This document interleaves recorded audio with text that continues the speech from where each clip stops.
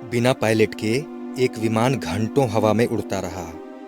द्वितीय विश्व युद्ध में जब ब्रिटेन का एक टोही विमान दुश्मन के एरिया में हवाई सर्वेक्षण कर रहा था, तब बेहद सतर्कता से अपने काम को अंजाम देने के बावजूद वे दुश्मन की निगाह से बच न सके और उनके दुश्मनों की घातक मशीन गन्स से निकलने वाली गोलियों ने उन्हें विमान में ही ढेर कर दिया।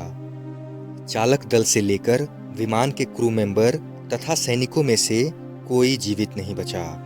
उस विमान में सिर्फ मृत शरीर थे और वह हवा में उड़ रहा था। आमतौर पर ऐसी परिस्थितियों में किसी विमान के लिए सिर्फ एक ही संभावना बचती है, उसके क्रैश हो जाने की। उस विमान के बारे में भी ऐसी ही उम्मीद की जा रही थी, लेकिन जो कुछ हुआ उसे समझना थोड़ा मुश्किल था।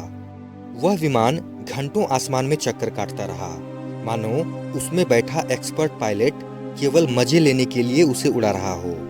और सबसे ज्यादा आश्चर्यजनक बात यह थी कि ईंधन खत्म होने पर वह विमान बिल्कुल शांत और सुरक्षित तरीके से एक समतल जमीन पर उतर आया। ऐसा क्यों हुआ और कैसे वो विमान बिना किसी पायलट के घंटों आसमान में चक्कर काटता रहा, यह आज तक एक अबूझ पहेली ही बनी हुई है। दोस्तों, आज की वीडियो में आप ऐसे ही 7 अजीबोगरीब और रहस्यमयी ऐतिहासिक घटनाओं के बारे में जानोगे जो आपको हैरत में डाल देंगी। नंबर 7, प्रसिद्ध अभिनेता एंथोनी हॉपकिंस एक नाटक गर्ल फ्रॉम पेट्रोव्का का एक किरदार निभा रहे थे। किरदार को अच्छी तरह समझने के लिए वह उस किताब को ढूंढ रहे थे जिसको आधार बनाकर नाटक लिखा गया था। किताब एक उपन्यास था और जिसके लेखक थे जॉर्ज फीफर। काफी ढूंढने के बाद भी एंथोनी हॉपकिंस को वह किताब बाजार में नहीं मिली। एक दिन उन्हें लंदन स्थित लीसेस्टर स्क्वायर के भूमिगत रेलवे स्टेशन की एक सीट पर पड़ी लावारिस अवस्था में यह किताब मिल गई। शायद कोई उस किताब को पढ़ते पढ़ते यहीं भूलकर चला गया था। हॉपकिंस उस समय चकित रह गए जब उन्हें पता चला कि यह किताब लेखक की निजी प्रति थी तथा लेखक ने अपने हैंडराइटिंग में इसमें तमाम तरह की काट छांट भी की थी, जैसा कि हॉपकिंस चाहते थे। हॉपकिंस कभी नहीं पता लगा पाए कि आखिर यह किताब किसने वहां छोड़ी थी। नंबर 6, अमेरिका, ब्रिटेन और पोलैंड के विश्वविद्यालयों के कई शोधकर्ताओं ने हाल ही में पाया कि अलग अलग आइसबर्ग्स को उनके एक्वेस्टिक सिग्नेचर्स यानी खुद की आवाज से पहचाना जा सकता है। इस बात का खुलासा आर्कटिक ओशियन में स्थित हंस ग्लेशियर में पानी के नीचे माइक्रोफोन लगाने के बाद हुआ। इससे वो बर्फ के टूटने और मुख्य धारा से अलग बहने को मॉनिटर कर पा रहे थे। इसके साथ ही उन्होंने ये भी कहा कि ये नेचुरल फिनोमिना वास्तव में है। कोई नहीं बता सकता कि ये कैसे होता है, यह आज भी रहस्य बना हुआ है। नंबर 5, साल 2015 में रूसी खदान में 30,000 अलग अलग हीरों वाली एक चट्टान का पता चला था। लाल और हरे रंग की इस चट्टान को दुर्लभ और असामान्य मानते हुए इसे रिसर्च के साइंटिस्ट्स को दान किया गया था ताकि रिसर्च से इसकी रचना और उत्पत्ति का पता लगाया जा सके। नंबर 4, प्रथम विश्व युद्ध के शुरुआती दौर में फ्रांसीसी सैन्य अधिकारियों ने एक जर्मन जासूस को पकड़ा था। उसका नाम था पीटर कॉर्पन। सैन्य रणनीति के तहत फ्रांसीसियों ने इस गिरफ्तारी को पूरी दुनिया से गुप्त रखा। साथ ही कुछ ऐसी व्यवस्था की कि पीटर की तरफ से फर्जी और झूठी जानकारियां तथा समाचार जर्मनी पहुंचते रहे।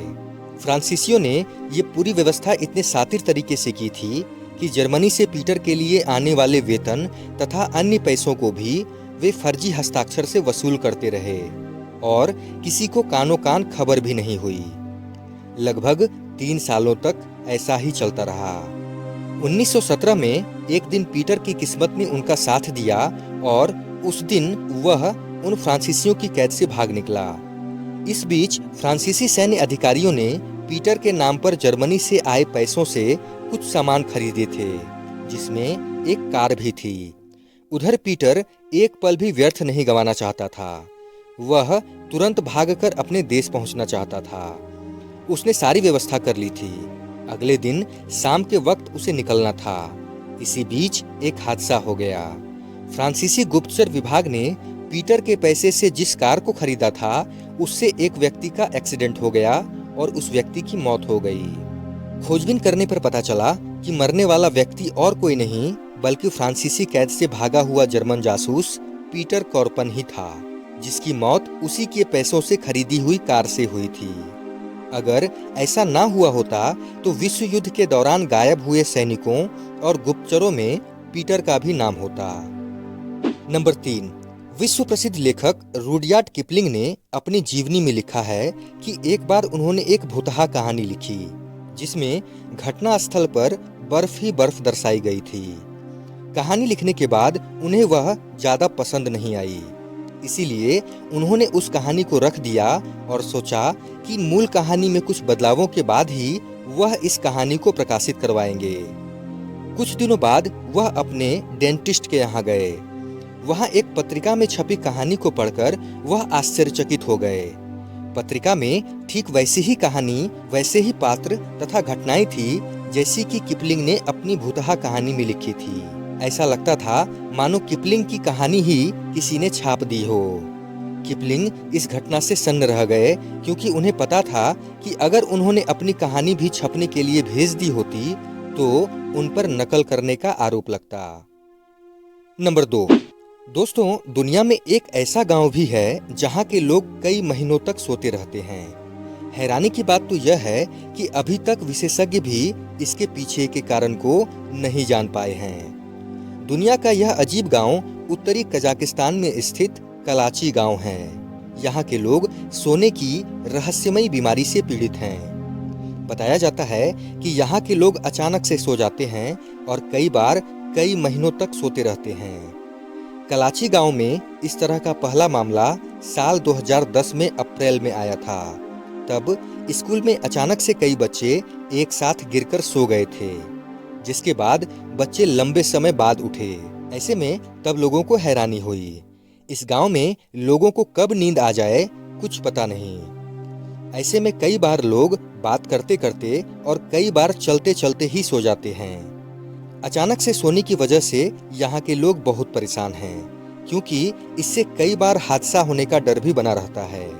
इस गांव की आबादी अधिक नहीं है, बल्कि यहाँ करीब 600 लोग ही रहते हैं। इसमें करीब 14% लोग सोने की बीमारी से पीड़ित हैं। खास बात यह है कि यहाँ के लोगों को अपनी इस बीमारी के बारे में पता नहीं है, क्योंकि जब वह सोकर उठते हैं तो उन्हें याद नहीं होता कि वह कब सोए थे।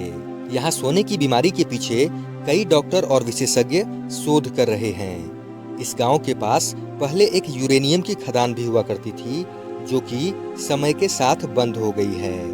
ऐसे में विशेषज्ञों ने यहाँ पर रेडिएशन की भी जांच की, लेकिन इससे संबंधित कोई कारण सामने निकलकर नहीं आया। वहीं कुछ विशेषज्ञों ने इसके लिए प्रदूषित पानी की भी संभावना जताई है, हालांकि अभी भी यह शोध का विषय है।